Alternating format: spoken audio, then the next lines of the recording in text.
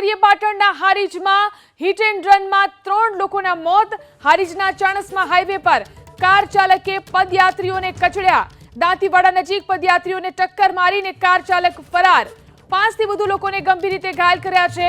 બહુચરાજીના અંબાડા ગામથી પગપાળા સંઘ વરાણા જઈ રહ્યો હતો ત્યારે ચાણસ્મા હાઈવે પર યાત્રિકો ઉપર ગાડી ફરી વળી, જેમાં 3 લોકોના ઘટના સ્થળે મોત નીપજ્યા જ્યારે 5 થી વધુ લોકો ગંભીર રીતે ઘાયલ થતા સારવાર માટે ખસેડવામાં આવ્યા તો વાહન ચાલક ત્યાંથી ફરાર થઈ ચૂક્યો છે। હિટ એન્ડ રનની આ ઘટના બની છે હારીજના ચાણસ્મા હાઈવે પર। કાર ચાલકે પદયાત્રીઓને કચડી નાખ્યા। દાંતીવાડા નજીક પદયાત્રીઓને ટક્કર મારી કાર ચાલક ત્યાંથી ફરાર થઈ ગયો। હિટ એન્ડ રનમાં 3 લોકોના મોત નીપજ્યા તો 5 લોકો ગંભીર રીતે ઇજાગ્રસ્ત થયા છે।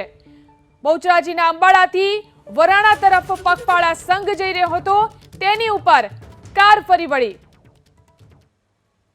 વધુ જાણકારી મેળવી અમારા સંવાદદાતા હારૂન ફોન લાઈનથી જોડાયા છે। જી હારૂન, આ હિટ એન્ડ રનનો જે બનાવ બન્યો છે તેને લઈને શું કાર્યવાહી? પાટણના હારીજ ચાણસ્મા રોડ ઉપરની ઘટના છે। દાંતીવાડા ગામના પાટિયા પાસે મોડી રાતે પદયાત્રીઓ ઉપર વાહન ફરી વળ્યું છે। અજાણ્યા વાહન ચાલકે આ પદયાત્રીઓને ટક્કર મારી હતી, જેના કારણે 3 લોકોના ઘટના સ્થળ પર મોત થયા છે જ્યારે 8 થી વધુ લોકો ઘાયલ થયા છે, જેમાં 5 ની હાલત ગંભીર છે। ગંભીરને જે છે તેઓ લોકોને પાટણની હોસ્પિટલમાં સારવાર માટે મોકલવામાં આવે છે।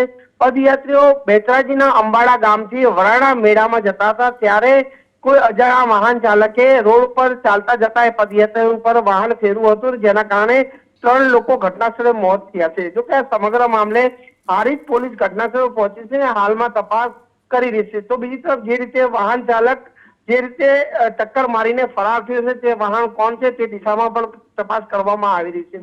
સમગ્ર ઘટના વહેલી સવારે બની હતી ને પદયાત્રીઓ ચાલતા રોડ પર જતા હતા ત્યારે આ સમગ્ર ઘટના બની હતી।